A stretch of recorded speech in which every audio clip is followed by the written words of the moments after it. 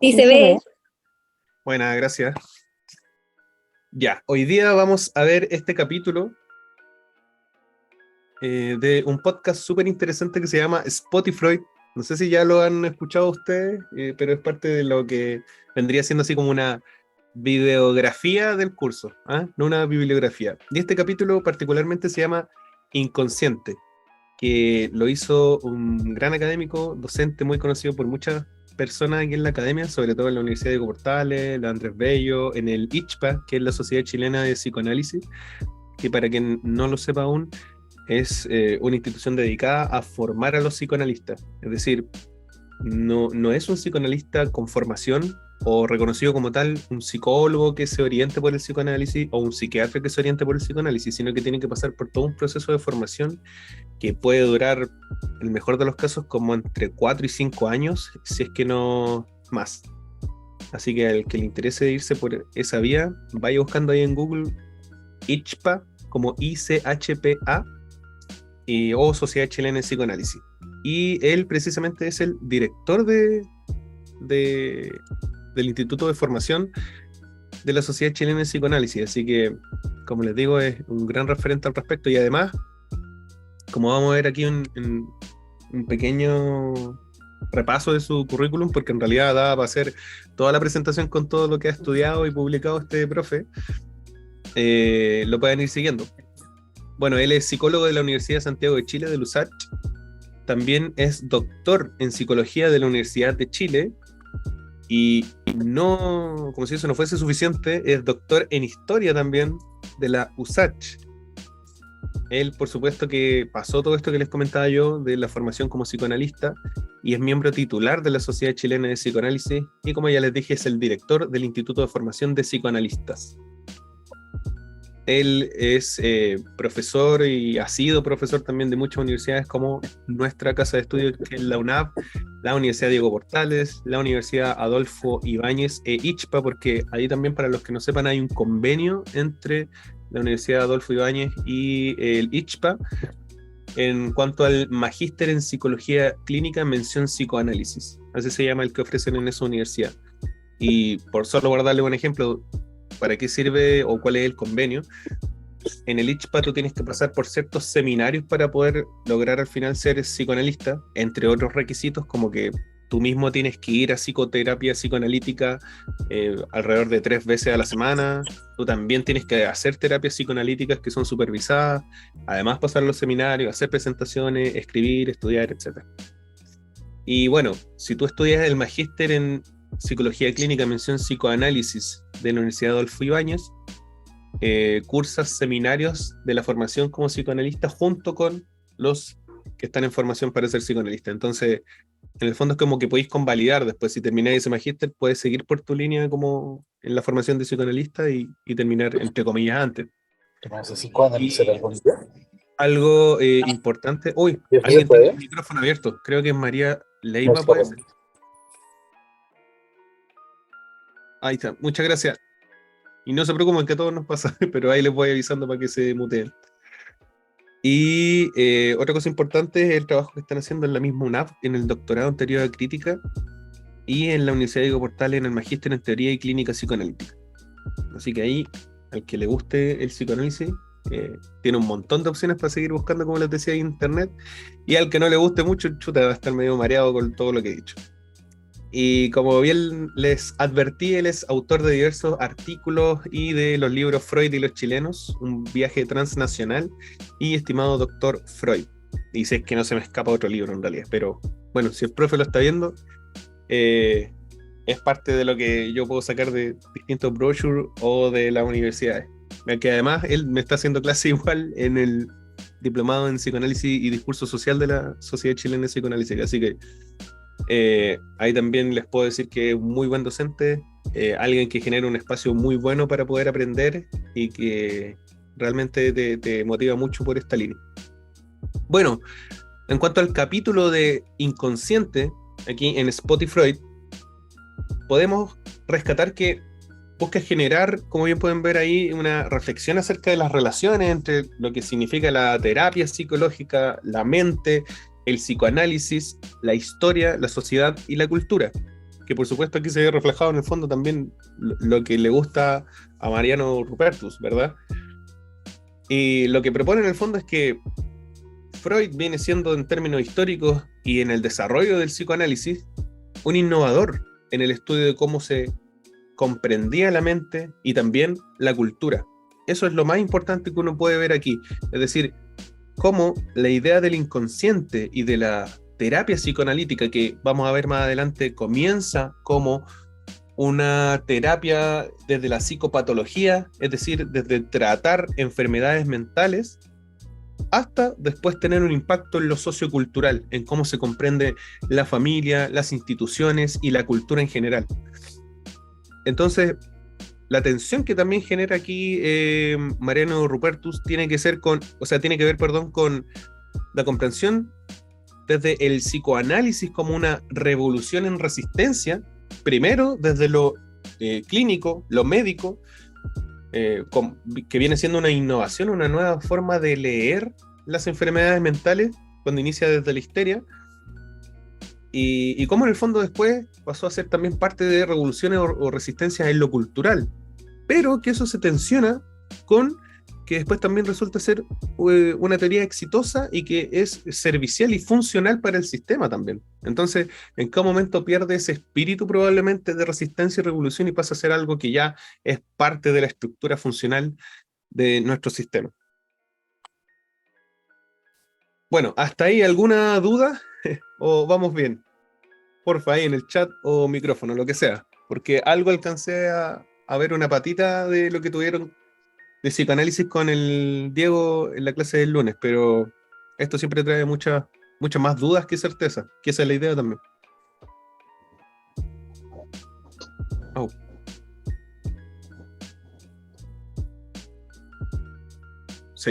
Seguimos nomás, no sé. Seguimos, vamos bien por el momento. Ya. Bueno, vale, Cata. Déjame ver el chat.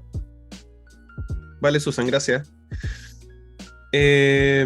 Cualquier cosa me interrumpen, por favor, no hay problema, en el chat o por micrófono. Bueno, esta explicación de Mariano Rupertus tiene que ver con que nos propone una evolución freudiana, es decir, de todo el desarrollo de la teoría de Freud, y también lo interesante es que va haciendo algunos links con lo que ocurrió históricamente también en Chile.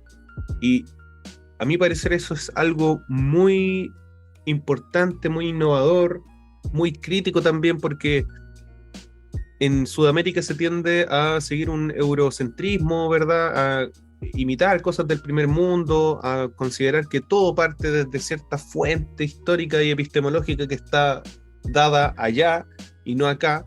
Entonces aquí es interesante cómo Rupertus puede posicionar el impacto que tuvo este tipo de teorías en Chile y para los chilenos. De verdad que eso es algo muy rescatable. Entonces, lo primero que hay que considerar en lo que viene a ser la teoría psicoanalítica, que lo van a ver en mayor profundidad el próximo año cuando tengan los ramos de psicoanálisis en segundo, pero así como adelantándolo, tiene que ver con estudios sobre la histeria. ¿Y por qué?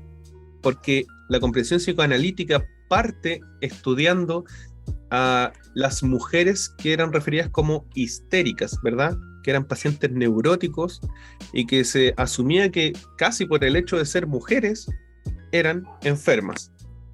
Y de ahí que viene incluso la comprensión popular de decirle a una persona cuando está inquieto, incómoda, reclamando por algo, o que tiene esta sintomatología un poco incomprensible, decir como, ay, es persona histérica.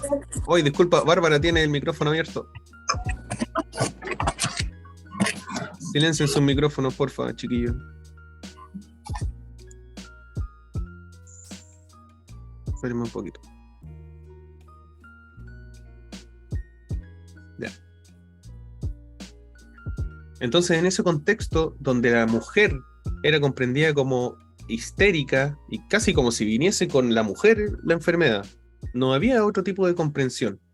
Era, ok, las mujeres son así, las mujeres son ataosas, hacen shows, hacen como que se desmayan, tienen síntomas que no tienen explicación científica y médica, entonces Esto no es más que algo que ellas hacen para llamar la atención. Una lectura como esa era la que se daba en esos tiempos. Aquí es donde, bueno, viene la varita de Freud y propone el inconsciente como una explicación psicopatológica frente a la explicación originaria que se tenía desde la neurología ante la histeria, que decían, esto debe ser una lesión cerebral, pero no había cómo ubicarla tampoco, o sea, la lesión cerebral, ¿en qué parte? ¿Cómo tú puedes explicar que una persona tenga ceguera, tenga parálisis de alguna extremidad, alucine viendo cosas, y lo otro que eran totalmente sexualizadas en algún momento, tenían conductas muy sexualizadas cuando estaban internadas? Entonces, ahí nace esta idea del inconsciente y de la comprensión psicoanalítica que vamos a desarrollar más adelante con Freud. Porque en ese entonces la neurología, como les decía, se basaba solamente en el estudio del cerebro, que debía haber alguna malformación o lesión que provocaba estos síntomas en las pacientes histéricas. No había una vinculación con la historia de esta persona, con si estuvieron o no las figuras familiares importantes, si tuvo amores en la infancia, o cómo estaba constituida su familia, su vecindad, su trabajo, nada. Y ahora si ustedes lo piensan, quizá hoy cuesta un poco pensar en eso, pero piensen en la vida que llevaba la mujer a finales de 1800. Es decir, estar en la casa constantemente, se le restringía los estudios, no existía igualdad en términos de sufragio, de votación. Si a alguna se le permitía estudiar, era como, ok, ya puedes estudiar, pero de ahí a que ejerza, ¿cómo se te ocurre si eres mujer? Y vivir tu vida ante toda esa represión cultural y social, en la que te veías solamente aislada en la esfera doméstica, en la esfera de ceremonias, en la esfera de ser la esposa de un hombre y acompañarlo, vivir la violencia intrafamiliar como algo normal. Ahí es cuando uno comprende en el fondo por qué este boom de histeria en mujeres. O sea, eso es lo que proponen muchos psicoanalistas, sobre todo contemporáneos, e incluso es de lo que se puede percatar un tanto Freud en su época. Había muchas situaciones que eran que podían potenciar en el fondo que una persona empezara a sintomatizar estas represiones y estos malestares, estos displaceres que eran constantes y día a día, pero que en el fondo no podían hacer presente de manera consciente porque la cultura te podía castigar. Iba a quedar como loca, como conflictiva, como enferma, qué sé yo. Entonces, así nace esto del inconsciente y el psicoanálisis, ¿verdad? Como una novedad científica que toma parte de la psicología, pero también se instituye como un nuevo método terapéutico. Y esto no fue gratis para Freud porque, a pesar de todo, Freud tuvo que pasar distintas dificultades porque no creía mucho en lo que él decía. Bueno, hasta el día de hoy es bien criticado por diversas razones, unas más justas que otras, y porque también decían que su teoría era desagradable.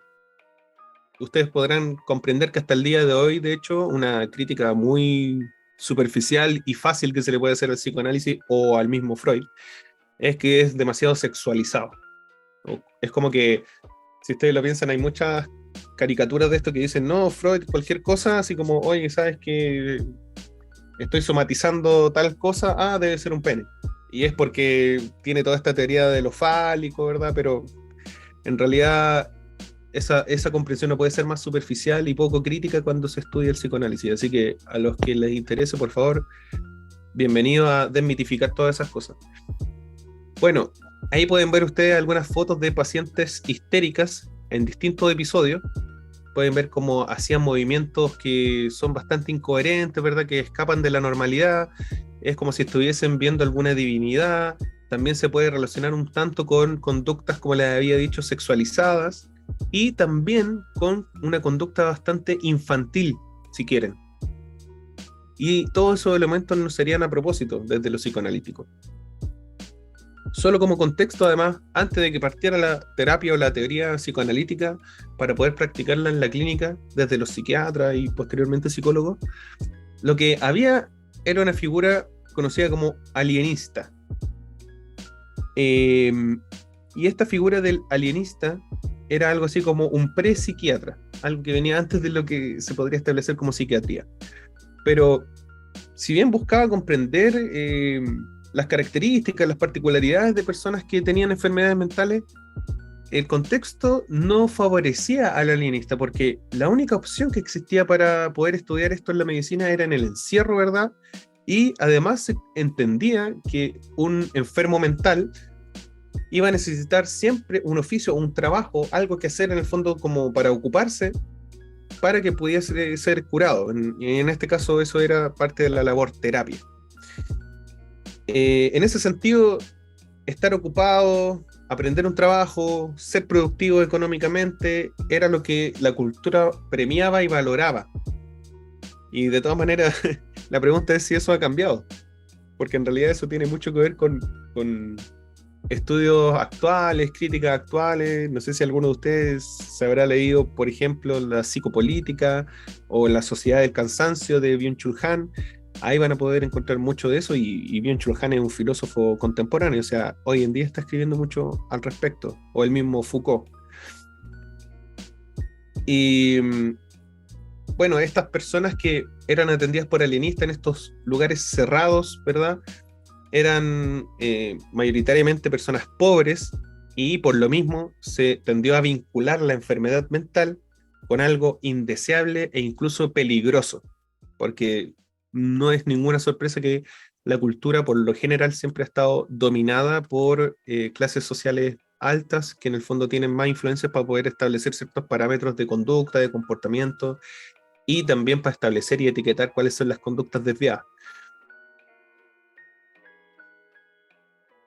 Ahora, ¿qué pasaba entonces con todo este contexto del que hablábamos en Chile? Como les decía, Rupertus nos hace también un paralelismo con cómo esto se iba reflejando en nuestra misma cultura chilena. La enfermedad mental en su momento, y antes de que aparezca toda esta teoría psicoanalítica, era comprendida desde la teoría de la degeneración mental como una expresión desviada de la naturaleza humana. Es decir, es como, por así decirlo, por una palabra bastante sencilla que yo creo que todos podríamos comprender con nuestro dialecto chileno, es como si estuviesen fallados. Y estas fallas podrían circunscribirse precisamente en razones biológicas o de una degeneración, es decir, como que en algún momento estas personas dejaron de evolucionar o alcanzar su máximo potencial humano racional. Y esto se reflejaba precisamente en estas personas que tenían esta degeneración mental, se reflejaba en la aparición de trastornos emocionales y psíquicos, en los síntomas. Pero no solo ahí, también en la drogadicción, la delincuencia o la prostitución. Así como nota al margen, también en estos tiempos se parte con una escuela positivista de criminología, donde también se le atribuye la criminalidad a los sujetos que cometían crímenes como un factor biológico e innato en ellos mismos. Y nace una idea que tiene que ver con que son atávicos, que era como un hombre primitivo, alguien que no había evolucionado. Entonces al final se determinaba que ciertas personas con ciertos rasgos faciales, una manera de tener los pómulos, las cejas, la nariz, los dientes, era propensa a delinquir porque así eran los delincuentes. Era algo biológico que se llevaba en la sangre. Bueno, esas son las teorías de César Lombroso de la Escuela Positiva de Criminología. Ahora, tomen ese mismo ejemplo que acabo de dar hacia la teoría de la degeneración mental y estaría configurándose lo mismo en el fondo. Personas que nacen de manera innata con esta enfermedad mental. Ahora, ¿qué ocurría entonces si estas personas estaban destinadas a ser anormales? ¿Qué hacemos con ellos? Entonces la solución más fácil, ¿cuál es? Encerrarlo, ya sea en un manicomio a los enfermos mentales, en una casa de rehabilitación a los drogadictos, alcohólicos, qué sé yo, o en la cárcel, precisamente a los delincuentes. De esta manera, como había tanta enfermedad mental y como eran anormales, primero que todo, no se quería tener contacto con ellos en la sociedad sana, y se querían encerrar, sacarlos de circulación. Por ejemplo, en Chile estuvo la Casa de Orates de Nuestra Señora de los Ángeles en 1852. Esta estuvo ubicada primero en el barrio Yungay, y esa sirvió más que como un lugar para atender profesionalmente, de manera cálida, humana y científica a estos enfermos mentales, sirvió más bien como un lugar de acopio para juntar enfermos mentales. Y que de hecho con el tiempo después ya ni siquiera fue suficiente el espacio en la Casa de Baratas de Nuestra Señora de los Ángeles con respecto a todas las solicitudes de internación que tenían. O sea, se rebasó. Ya no se podía ingresar más gente. Después, ¿qué pasó? En 1858, este manicomio se trasladó a La Chimba, en Recoleta. Y lo curioso que destaca en este caso Rupertus, y que tiene que ver con lo que les venía hablando hasta ahora, es que si ustedes piensan que la Casa de Baratas de Nuestra Señora de los Ángeles se mudó a La Chimba, en Recoleta, y si pensamos sociohistóricamente y geográficamente incluso, podemos ver cómo estuvo posicionada en el mismo lugar o cercano al Cementerio General, el Hospital San José y el Servicio Médico Legal. De esta manera, la locura, la enfermedad y la muerte se agruparon en un mismo lugar lejano y alejado de la sociedad normal y limpia, de los normales. Yo a esa lectura la encuentro impresionante, de verdad, porque bueno, ese también es como el espíritu de la historia crítica, si es que a alguno también le interesa ir por esa línea, comprender cómo las disposiciones sociohistóricas y culturales impactaban en el avance, el desarrollo de las ciencias y a la inversa también.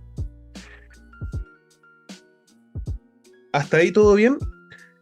¿Algún espacio ahí para alguna intervención, dudas, consultas? Así puedo tomar aire y un rato. Yo tengo una duda. Catalina. Esto, lo que nos estabas comentando a propósito de la normalidad y todo eso, no es que lo proponga Freud, sino que lo propone este autor.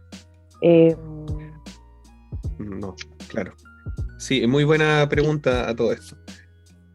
No es que Freud proponga esto de la normalidad en las ciudades o las distribuciones de conformidad con esa comprensión, sino que es Mariano Rupertus que hace esta lectura crítica en la historia del psicoanálisis. De hecho, sirve de ejemplo ahí que Freud jamás escribió como relacionado con lo que ocurría en Chile, sino que recuerden que este contexto tiene que ver con lo que el mismo Mariano Rupertus propone en su capítulo que se llama Inconsciente. Ya. Bueno, este es otro paso que realza Rupertus, que tiene que ver con un paso desde la hipnosis en la terapia a una revolución. Revolución entendida en lo científico y después en lo social.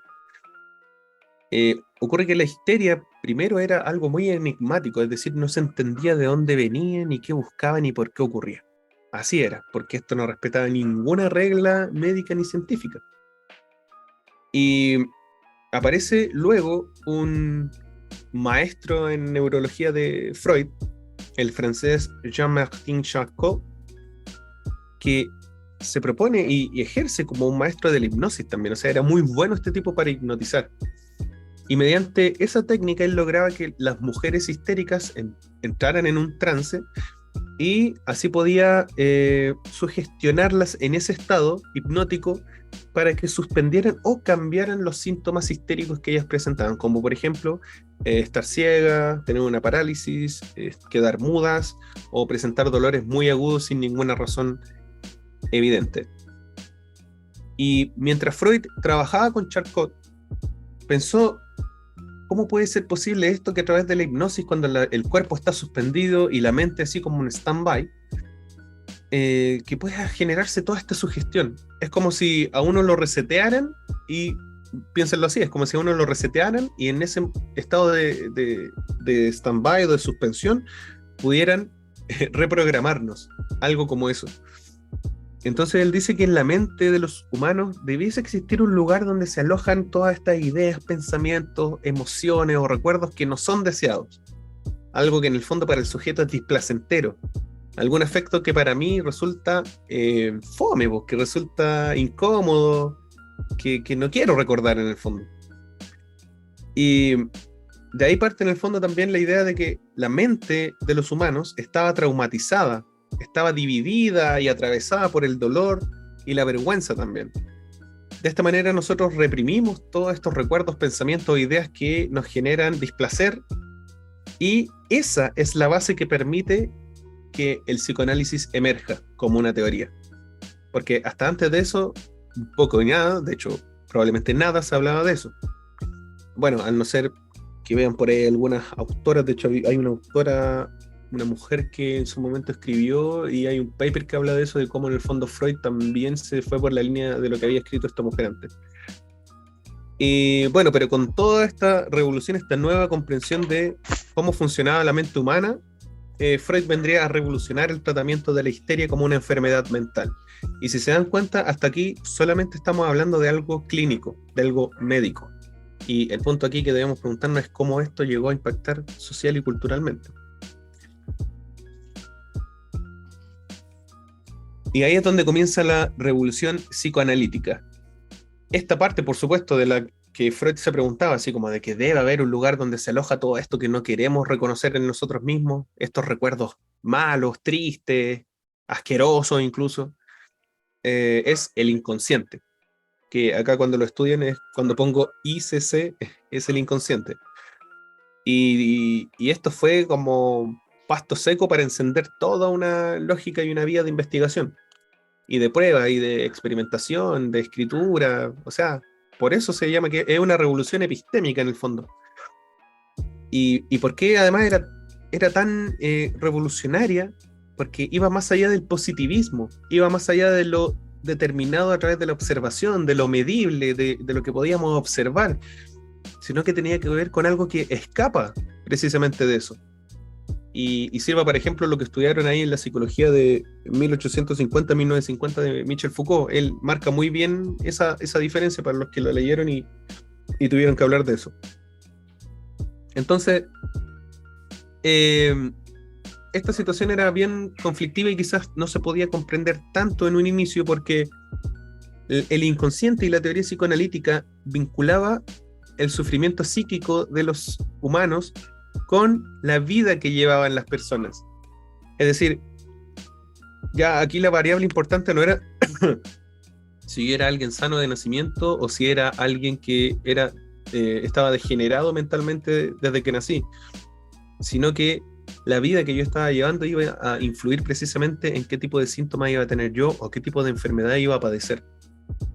Además, como esto se vinculaba con el sufrimiento psíquico de las personas y con la vida que yo llevo, psicoanalizarse entonces fue una opción muy personal para generar cambios en mi vida y en mi propio sufrimiento, sin tener que exponerme a un encierro en un manicomio, sin que me dieran pastillas por doquier, sin que me inyectaran, y sin que tuviese una laborterapia o terapia por el trabajo, o que me torturaran casi, ya sea haciéndome logoterapia o bañándome con agua muy fría o muy caliente.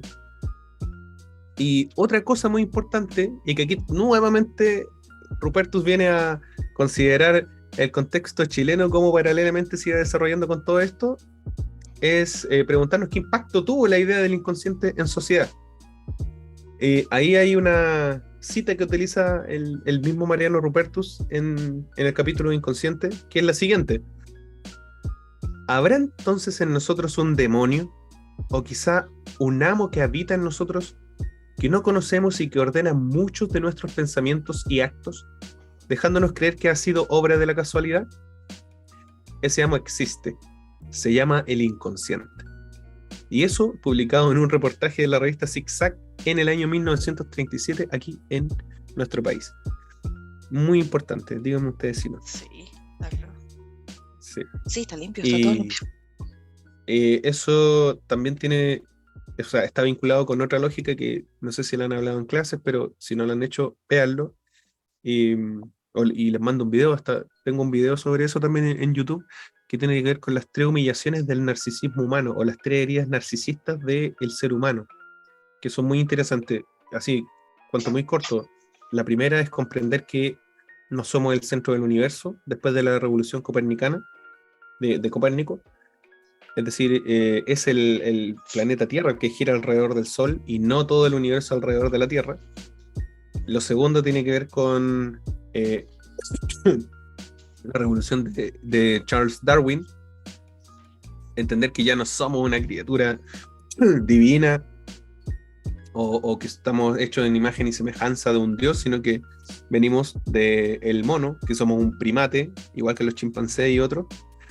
Y el último tiene que ver con que el ser humano que se cree tan racional, inteligente y todo lo que entendemos por ser humano, ni siquiera es dueño en su propia mente. Todas las decisiones y las acciones que nosotros llevamos a cabo están dominadas e influenciadas también por el inconsciente, por algo que está más allá de nosotros mismos. Y quizás eso tiene mucho que ver con lo que está proponiendo aquí ese reportaje de Zigzag.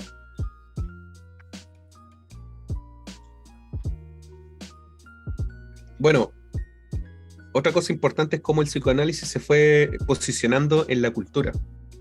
Recuerden ustedes que hay muchas películas donde, quizás las más contemporáneas, o estoy hablando después de 1900, la figura del psicoanalista, del diván, que es este sofá largo, ¿verdad?, donde el paciente se acuesta.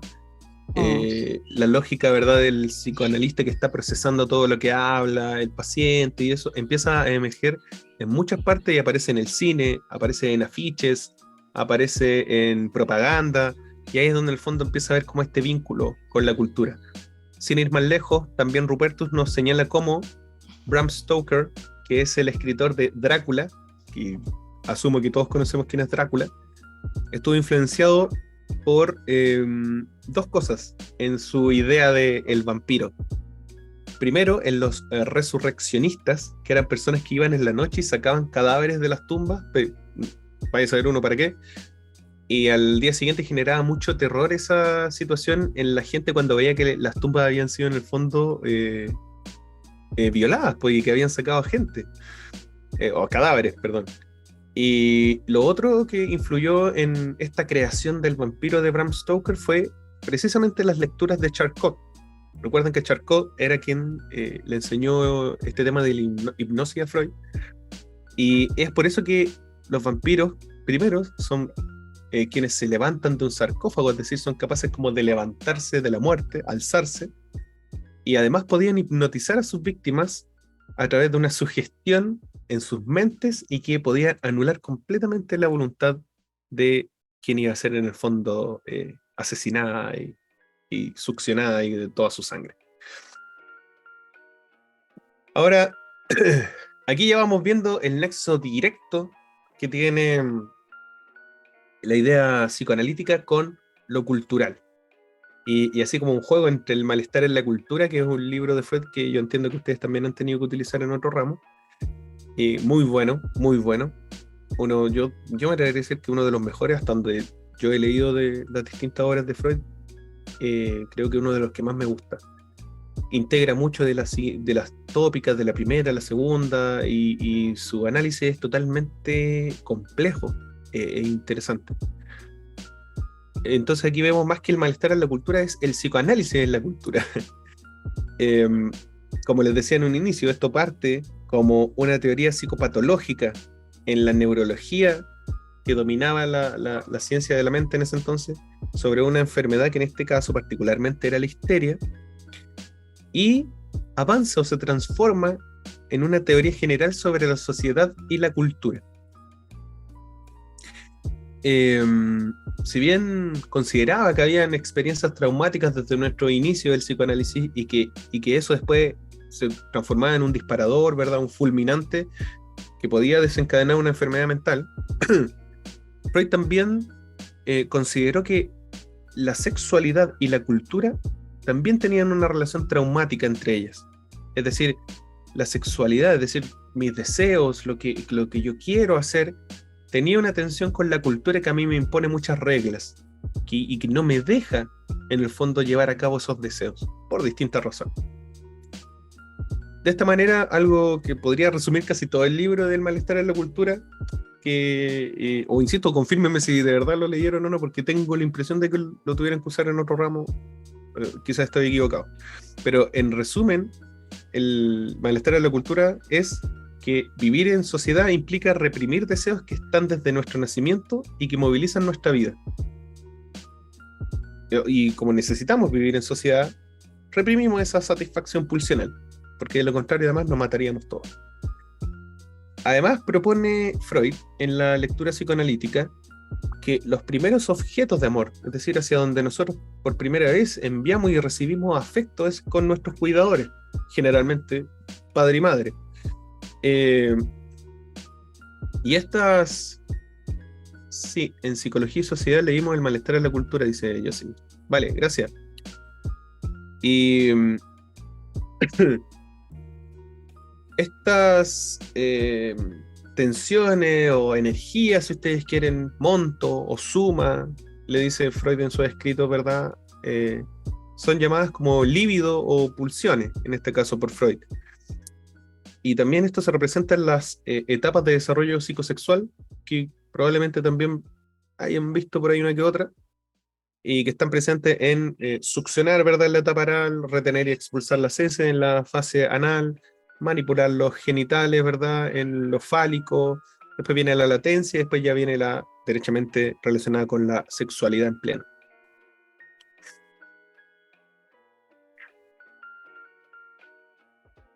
Entonces, aquí vemos cómo, ya desde algo totalmente clínico que tenía que ver con gente enferma, ojo, Freud ya dispara su teoría hacia la sociedad y la cultura. Y dice que no solo las personas enfermas son aquellas que tienen un problema, sino que la existencia humana en sí es un conflicto constante entre querer hacer algo, pero cuando lo hago después como que me siento mal o me siento culposo, que tiene que ver como un poco con lo que hablábamos en la clase cuando Diego le explicaba todo esto de ser monógamo o no, o querer alcoholizarse y después al día siguiente que dice, oh, no tomo nunca más. Ahí está presente siempre ese conflicto. En el fondo es la misma persona, aquella que se lanzó y se tomó todo lo que pudo hasta el agua del florero, pero que al día siguiente dice, ay, no, nunca más voy a hacer eso, o se pregunta por qué es una persona que tiene que llegar hasta ese punto.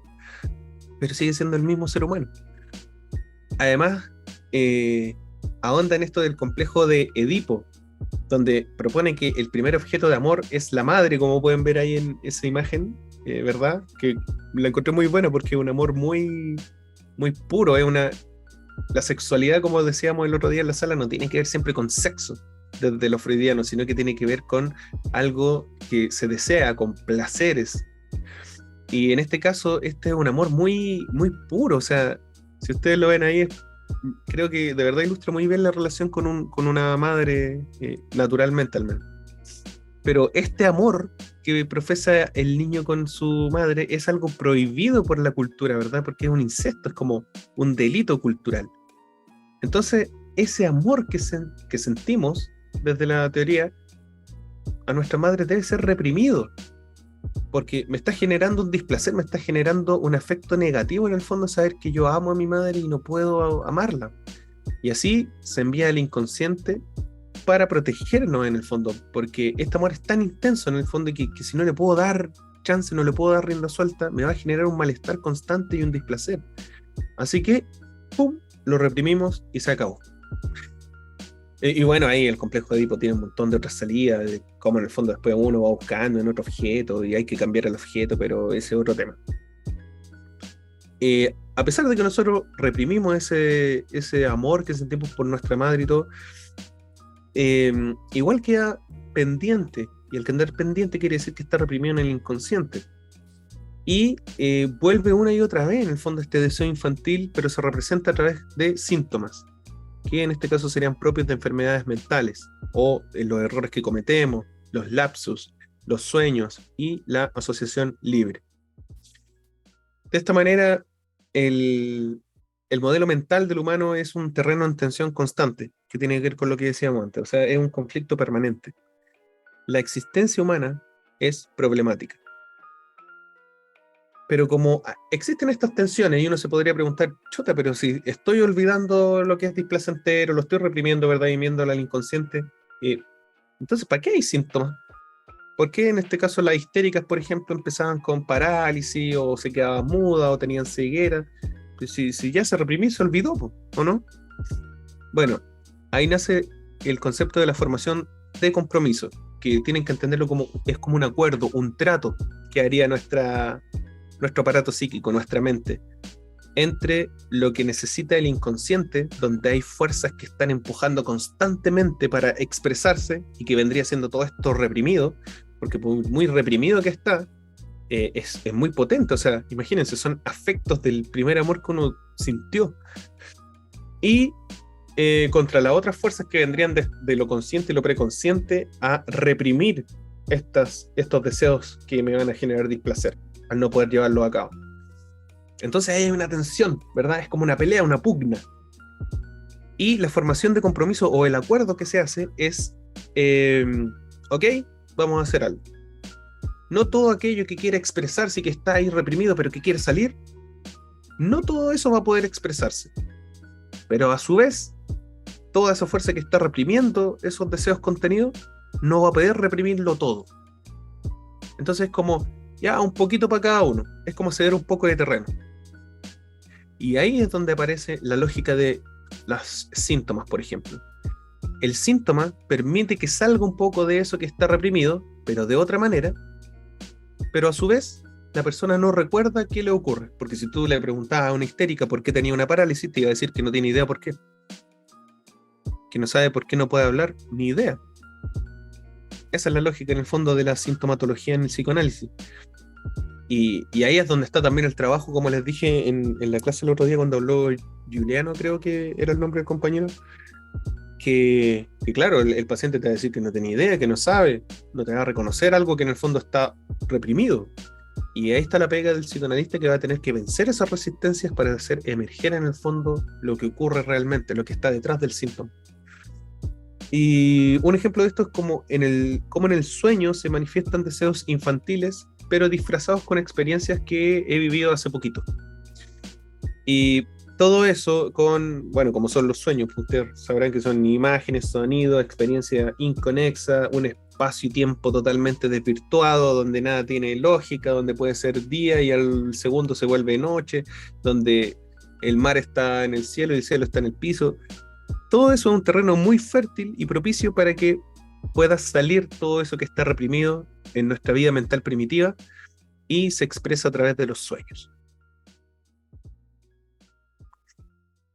Y ahí viene la metáfora del iceberg en lo freudiano. O sea, él dice, si los sueños y también los síntomas neuróticos podían ser interpretados, era porque el psicoanálisis funciona como un medio que regresivamente ayuda a ir desde las imágenes conscientes, o el síntoma en este caso, en lo histérico, hacia los deseos inconscientes que estaban escondidos en estos sueños. Y de esta manera el inconsciente entonces se podría reconstruir gracias a la asociación que van haciendo los pacientes. Y por eso lo más conocido de la terapia psicoanalítica es la asociación libre, es decir, ya no había una sugestión, ya no había una hipnosis, sino que el psicoanalista, el único trato que hace con su paciente, en la lógica de la asociación libre, es: tú vas a hablar acá de todo lo que venga hacia ti. Y la única regla es que lo digas todo, que no te detengas con nada y que no te avergüences con decir nada, que no pienses que algo es innecesario, no, dilo todo. Y esa es como la manera de vencer las resistencias y los diques, diría Freud. Porque así era como podríamos ver qué había detrás de las manifestaciones conscientes que nosotros representamos en nuestro lenguaje, en nuestra habla o en nuestros síntomas. Y esto, por supuesto, que llevó a muchas personas, esta metáfora del iceberg, a que querían conocer su propio inconsciente. O sea, ¿por qué yo soy así? ¿O por qué yo pienso así conscientemente? ¿O por qué me pasó esto una vez que tuve un síntoma?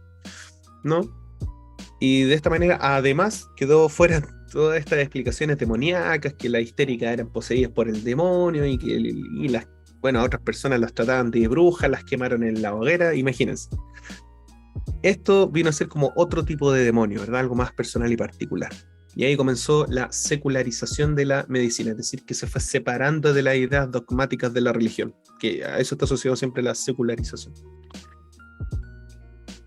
Y así se instala también un concepto, porque recuerden que ya el psicoanálisis partió como una explicación psicopatológica con respecto a una enfermedad clínica.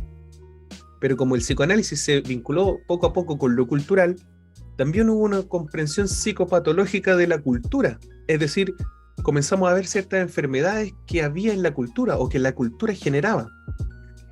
Y un ejemplo de eso es como si la teoría de la degeneración mental proponía que habían delincuentes innatos, enfermos mentales que estaban determinados biológicamente para eso, personas que iban a ser alcohólicas siempre, las mujeres eran enfermos porque eran mujeres, y los anarquistas también eran unos antisistémicos, asistémicos que no tenían vuelta, y es porque eran un reflejo de una humanidad involucionada. Pero el psicoanálisis vino ahí como con darle toda una vuelta, un giro, y se dijo, ¡ey! Todos ustedes que se jactan de tanto orden, de tanta normalidad y de estar tan sanos, miren, les digo que aquí en su inconsciente, en el fondo, todos tenemos un atavismo innato, es decir, todos tenemos un primitivismo, una irracionalidad que es parte de nosotros mismos. Después de eso, obviamente, se dividió el mundo en esta lógica, o sea, estaban quienes decían que había que seguir reprimiendo esa parte salvaje de nosotros, ¿verdad? Y peligrosa incluso, y estaban los dionisíacos o los freudianos heréticos, entre ellos Otto Gross, Erich Fromm, Wilhelm Reich, dentro de los que menciona Rupertus, y que ellos buscaban mostrar que era muy beneficioso que la humanidad se alejara de esta idea de un inconsciente ligado a algo biológico solamente, y era mejor acercarse a un análisis de las condiciones de opresión y desigualdad que en la cultura enfermaban a las personas. Sirva de ejemplo lo que empezamos conversando acerca de cómo vivían las mujeres a fines de 1800. Y aquí nace otro espacio para el psicoanálisis, o sea, ya no es un inconsciente de los ricos y de las élites, que podían obviamente pagarle al doctor Freud para que los atendiera, sino que se instituye una oportunidad de psicoanalizar a personas trabajadoras, explotadas, pobres, sin recursos, con mucho dolor y sufrimiento en sus vidas y con pocas oportunidades. Y obviamente ahí se comprende incluso una nueva manera de construir y de entender un inconsciente. ¿Y eso qué logró? O sea, ¿qué cambio hubo? Que anarquistas, socialistas y comunistas acá en Chile comenzaron a leer a Freud para enseñar que el capitalismo era como ese vampiro hipnotizador de Bram Stoker. ¿Por qué? Porque te encanta, te oprime, te exprime y tú te quedas inmóvil ante todo este poder que tiene el sistema político y económico del capitalismo y te deja en el fondo agredir, porque en el fondo es una agresión seductora. Y díganme ustedes si no tiene sentido eso con el burnout, es decir, el síndrome del trabajador quemado, el estrés máximo laboral, y que en el fondo todos seguimos, porque creemos que así es, y desde que somos niños y niñas nos enseñan que eso es lo que debemos hacer en nuestra sociedad para poder lograrlo. Entonces, piénsenlo, es como que la sociedad y la cultura vendría siendo ese vampiro que nos seduce y nos dice que así es la cosa y que nos dejemos querer, pero en el fondo para hacernos bolsa.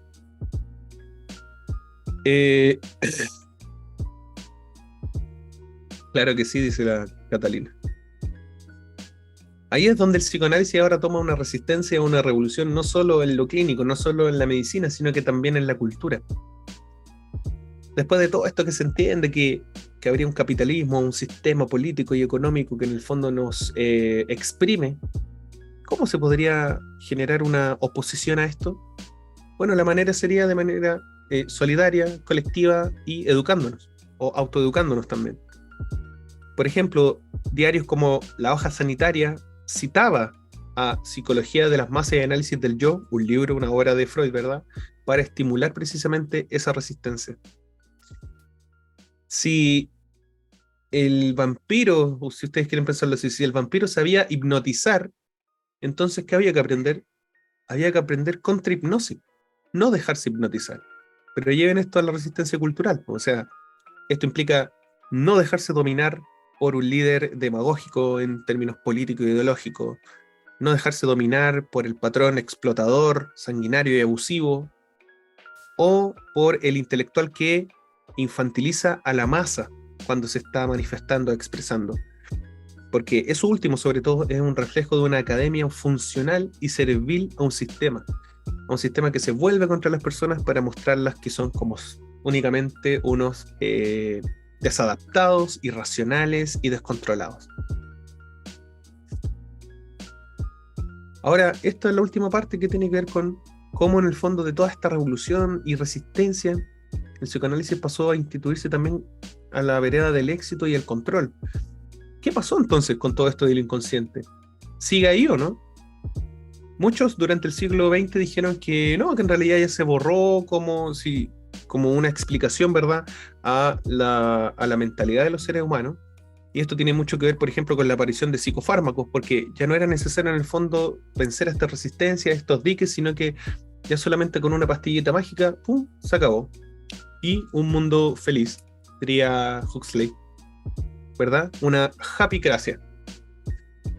Y esto además se vio potenciado por psicoanalistas que han ido despolitizando el inconsciente, es decir, que no, que en realidad todo es parte de la esfera personal, que no hay que preocuparse tanto de cómo inciden las conductas sociales, mi entorno, mi trabajo y todo lo demás en cómo yo me siento y cómo soy.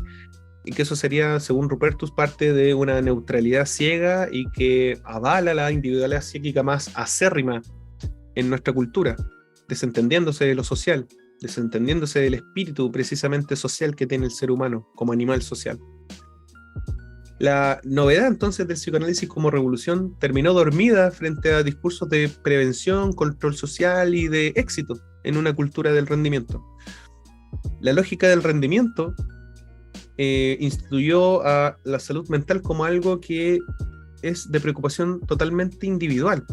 Es decir, no es que exista una preocupación social, ¿verdad?, de la salud mental.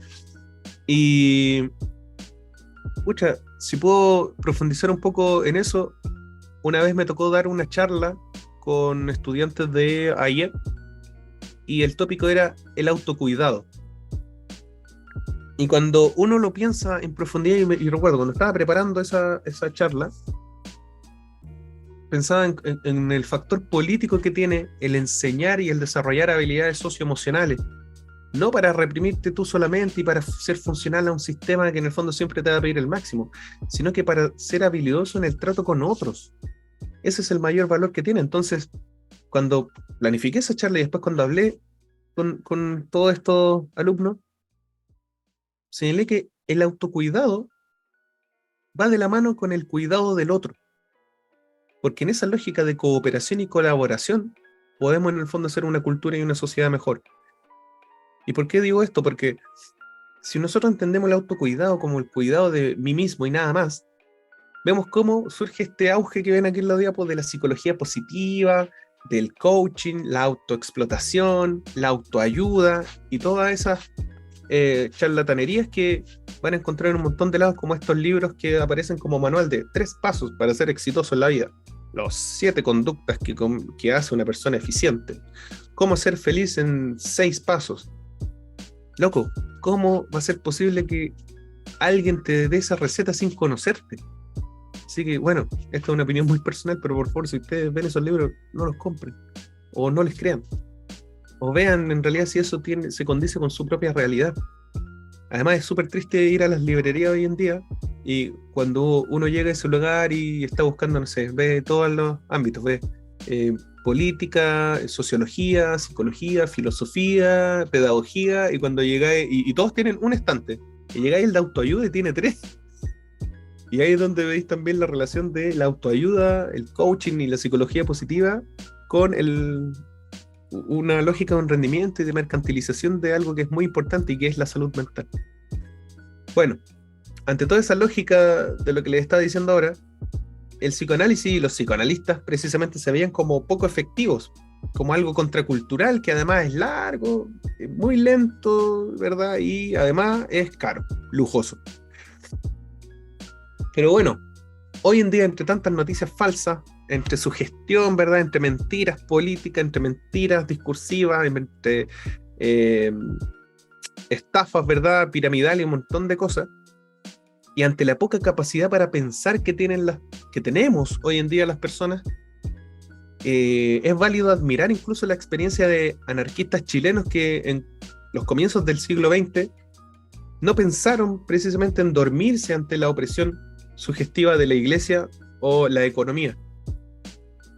Ellos mantuvieron su capacidad de pensamiento crítico y pudieron seguir en el fondo resistiendo ante eso.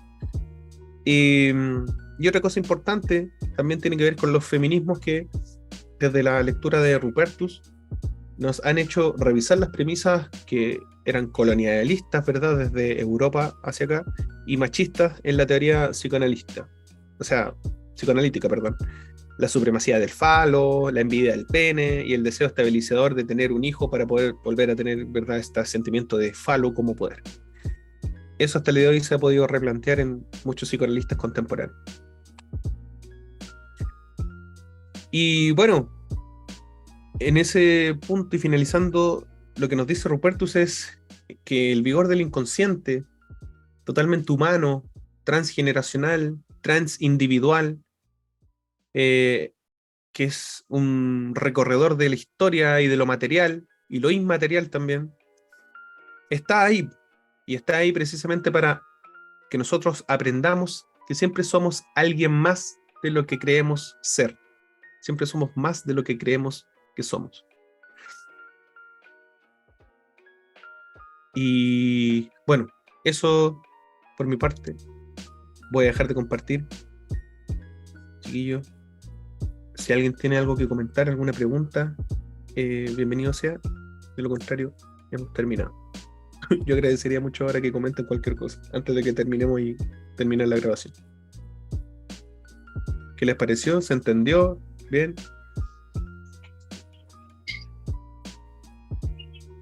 Sí. Muchas gracias, Susan. Vale. Sí, yo le encontré muy buena la ayudante igual. Me surge con respecto a lo que estabas hablando con esto de la autoayuda, como que también se ve esta situación en donde la gente de igual manera como que busca el autoconocimiento, ¿cachai? Como que está en la constante búsqueda de poder conocerse a sí mismo, y dada los pocos recursos que posiblemente algunos tienen, van por estas vías de autoayuda, de psicología positivista, etcétera. Entonces, igual yo no sé si algo ayudará o generará más controversia finalmente. No sé, porque claro, esas disciplinas van todas en la terapia o en la lógica, perdón, de ser más eficiente finalmente. Y si lo pensamos como un poquito más profundo, nosotros igual vamos en la lógica de ser más eficientes, porque si, por ejemplo, nosotros tenemos este malestar, por ejemplo, un síntoma, ya tenemos depresión y tenemos el privilegio de ir a terapia, vamos a psicólogo, finalmente el psicólogo lo que está haciendo es componernos, por decirlo de alguna manera, muy entre comillas, para después poder seguir encajando en la sociedad y poder seguir produciendo más. Entonces como que finalmente todo va en la misma lógica del progreso de la sociedad. Y resulta ahí que a mí me ha pasado, al menos en mis años de terapia también, que uno empieza como a tener más resistencia al momento de conocerse, como que como que se da cuenta que, pucha, ¿valdrá realmente la pena todo lo que estoy ganando, por ejemplo, en el trabajo, si estoy perdiendo todo esto? Entonces, claro. Sí. No, es súper buena tu intervención. Lo primero que dices, claro, por eso tiene una llegada tan masiva a todo este tema de la autoayuda, porque si lo pensáis, es mucho más rentable económicamente y mucho más accesible comprarte un libro o descargarlo por ahí que estar yendo a terapia. Y eso es algo que critican también los mismos psicoanalistas desde su rubro. Sin ir más lejos, en algún momento una conversación que tuvo el mismo autor de este capítulo Inconsciente, Mariano Rupertus, lo señaló en algún momento. O sea, hay una autocrítica precisamente de cómo el psicoanálisis y la terapia puede ser más accesible a todo el espacio, a toda la gente. y no solamente a aquel que puede pagar cierta cantidad de terapias, porque ahí en el fondo también estáis discriminando y se está generando un elitismo en el fondo para lo terapéutico. Lo segundo que tenía que ver, claro, porque también termina siendo funcional el tema de la terapia, sí, pues, y eso es algo que también ve la psicología crítica como tal. O sea, es criticar a la misma psicología, como decía, no puedo acordarme el nombre del autor, pero su apellido es Baró, con B larga. Baró tiene una frase muy bacán que dice: para generar una psicología de la liberación, primero tenemos que liberarnos de la psicología. Y esa frase reúne mucho lo que tú estás diciendo. O sea, ¿realmente estamos generando un cambio que incida? ¿O en realidad solo estamos haciendo que las personas sean funcionales y que después vuelvan a todo este infierno para que después se vuelvan a enfermar y después tengan que caer de nuevo en terapia?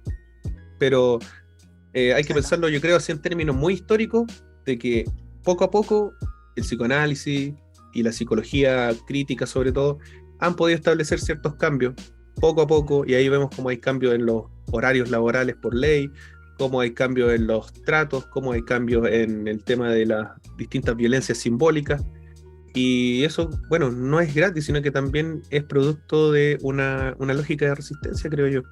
Claro. Y bueno, la otra vez, sin ir más lejos, vi un video que estaba el Edo Caroe, y tiraba, y no sé si han cachado que hace como un cuento así de terapia con la gente, que le sale muy entretenido, pero tiró la talla con una persona que había ido al psicoanalista, creo, y le dice: ¿y cómo te fue? Bien, le dijo, renuncié a mi pega. Y todos se rieron así como: oye, súper bueno psicólogo, ahora estoy cesante, ahora no tengo que comer.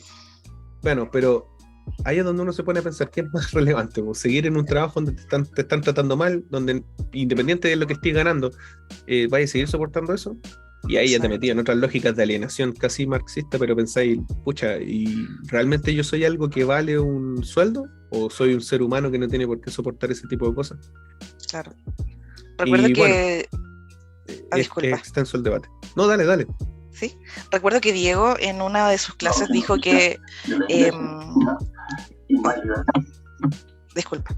¿Hay alguien sí hablando? Sí, ahí parece que se acabó. Recuerdo que Diego en una de las clases dijo que uno cuando realmente, no fue Diego, fue otro profe de Psicología y Sociedad, Luis Valdés, decía que cuando el ser humano finalmente podía encontrar realmente el sentido como de sí mismo, era cuando estaba muy cercano a la muerte. Entonces como que ahí se perdía cualquier lógica de lo político, se perdía cualquier lógica económica, ¿cachai? De todo lo que es en lógica de la producción, finalmente ahí se perdía.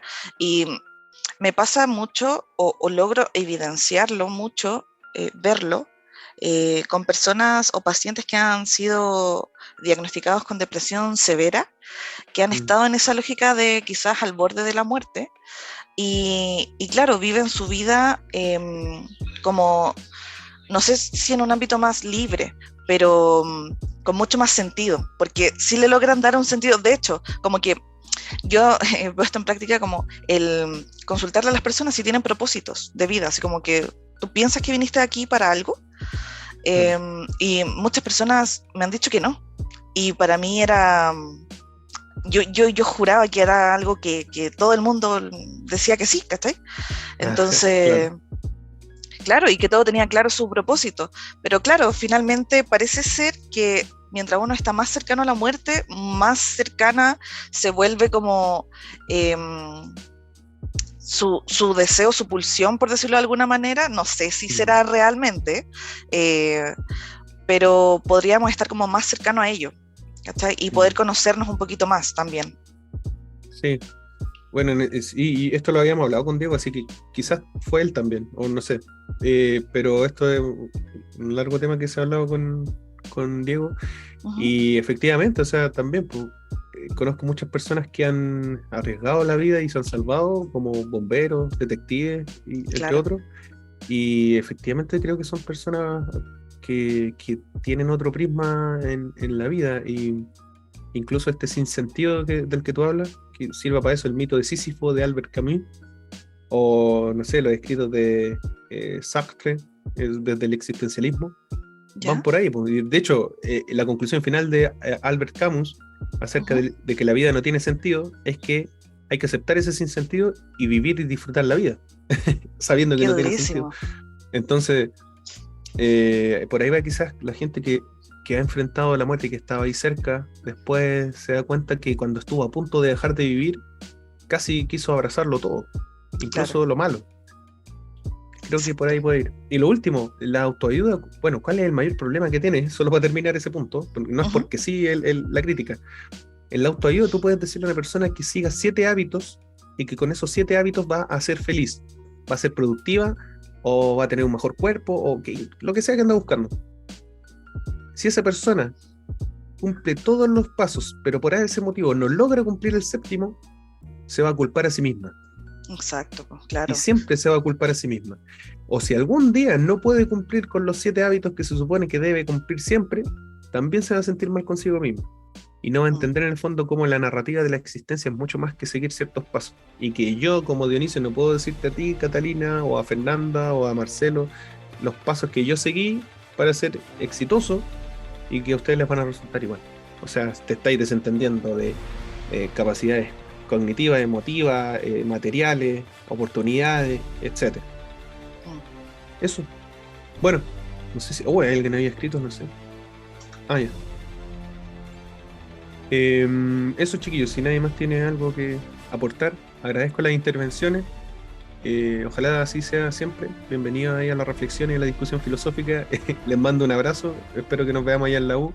Cualquier cosa me escriben si tienen dudas y espero que les vaya muy bien. Y no olviden que esta ayudantía particularmente y esta videografía, o bueno, audiografía que es el inconsciente de Spotify del profe Mariano Rupertus, les sirve un montón para tener un ejemplo de cómo hacer su trabajo final. Creo que es una muy buena idea desde dónde partir. Así que pónganle ojo ahí. Les mando un abrazo y buen fin de semana. Gracias, chao. Buen fin de gracias, chao. Vale, chao Susan.